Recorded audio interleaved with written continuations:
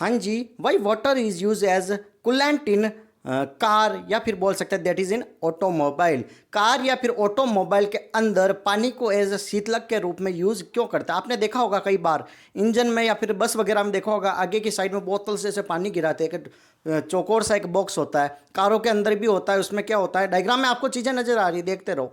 तो पानी उसमें गिराते हैं, पानी डालते हैं। तो ऐसा क्यों, पानी को ही यूज क्यों करते हैं? Why water is use as a coolant. शीतलक इंजन से जो हीट होती है उसको बाहर निकालने के लिए पानी का ही यूज क्यों किया जाता है? तो देखो, जो इसका आंसर होगा वो एक लाइन में देखना, कि वर्ड में देखना, कि water have high specific heat.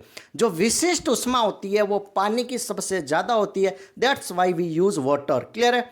और देखो, कूलेंट यूज़ करने के पीछे 3 से 4 चीज़ें होती है। कि नॉन टॉक्सिक होना चाहिए, ठीक है, इनफ्लेमेबल होना चाहिए, पता चला अंदर जैसे ही डाला आग पकड़ ली, ऐसा भी नहीं होना चाहिए। इजीली अवेलेबल हो, ठीक है, उसकी स्पेसिफिक हीट हाई हो। तो वाटर की क्या होती है कि विशिष्ट उष्मा ज़्यादा होती है। अब डाउट आ रहा है कि ये विशिष्ट उष्मा क्या होती है, स्पेसिफिक हीट क्या होती है? तो देखो, विशिष्ट उष्मा स्पेसिफिक हीट ये होती है कि अमाउंट, मान लो पानी जैसे ही उसके अंदर डाला, तो अब इंजन के अंदर की हीट पानी के अंदर आएगी, ठीक है। पानी उसको क्या करेगा, एब्जॉर्ब कर लेगा।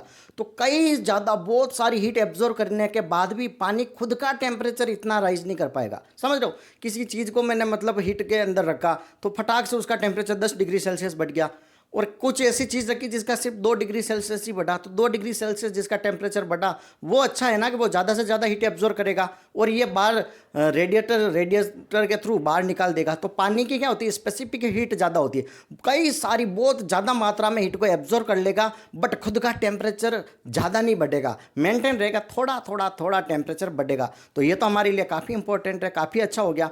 अब सेकंड चीज़ आती है कि पानी डालने में मैक्सिमम टेंशन ये होती है कि वाटर क्या होता है, इससे करोजन होने के चांस रहेंगे इसके पानी के। पानी डालने पर क्या होगा, इंजन के जो पार्ट्स वगैरह हो गए उनके करोजन, जंग लगने के चांस रहेंगे, ठीक है।